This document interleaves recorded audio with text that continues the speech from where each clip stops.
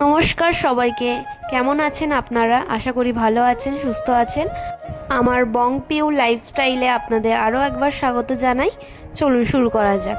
আজকে আমি আমার বাড়ির লোকের সাথে আমাদের আরেকটা বাড়িতে চলে গেছিলাম। মা, বাবা, ঠাকুমা, দাদু, দিদা, ভাই, বোন সবাই মিলে একটা ছোট্ট চড়ুই ভাতির আয়োজন করেছিলাম। এখানে আমার বাবা রান্না করছে, রান্নার প্রিপারেশন নিচ্ছে। কি এটা? লাউ পাতায় কই মাছ ভাপা।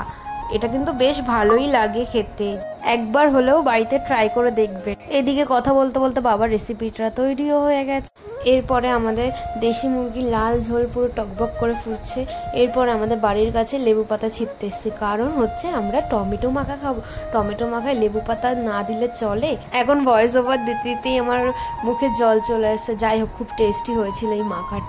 ওখানে মাখাটা হতে থাকুক, ততক্ষণ আমাকে চট করে একটা প্রশ্নের উত্তর বলো তো বন্ধুরা, আমার এই ভিডিওগুলো তোমাদের কেমন লাগছে? যদি ভালো লাগে তাহলে প্লিজ কমেন্টে জানিও, তাহলে আমি আরও ভিডিও দিতে উৎসাহিত হব। এখানে টকটক খাবার দেখে একটু টকটক নাচ হয়ে যাক। চলো দেখিনি টকটক নাচ। এখানে আমার দাদু একাই 100, একাই নিচে ফাটিয়ে দিচ্ছে।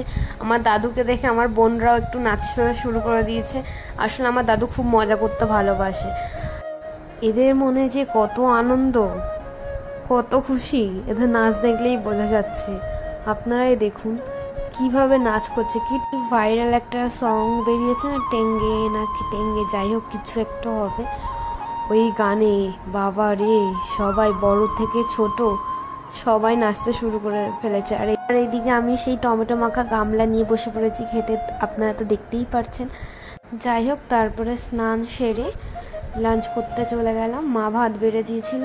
আমাদের বাড়ি আজকে অনেক কিছু রান্না হয়েছে, যেরকম যেমন পাবদা মাছের পাতলা ঝোল, তারপরে চিকেন হয়েছিল, দেশি চিকেন হয়েছিল, তারপরে মোচা চিংড়ি হয়েছিল, কচুর লতি দিয়ে ছোট ছোট কাঁকড়া হয়েছিল, পাঁপড় ভাজা, আর হচ্ছে বাবার হাতে স্পেশাল লাউ পাতা কই মাছ ভাপা। তারপর আমরা সবাই মিলে মাঠে চলে গেছিলাম।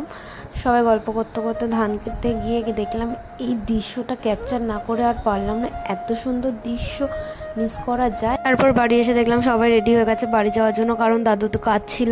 তাই দাদুকে আর আটকালাম না, তাই একটু মন খারাপ হয়ে গেছিলো। সবাই বাড়ি চলে যাওয়ার পরে যা যা করলাম ওটা নেক্সট পার্টে আপনারা সবকিছু দেখতে পারবেন। টাটা।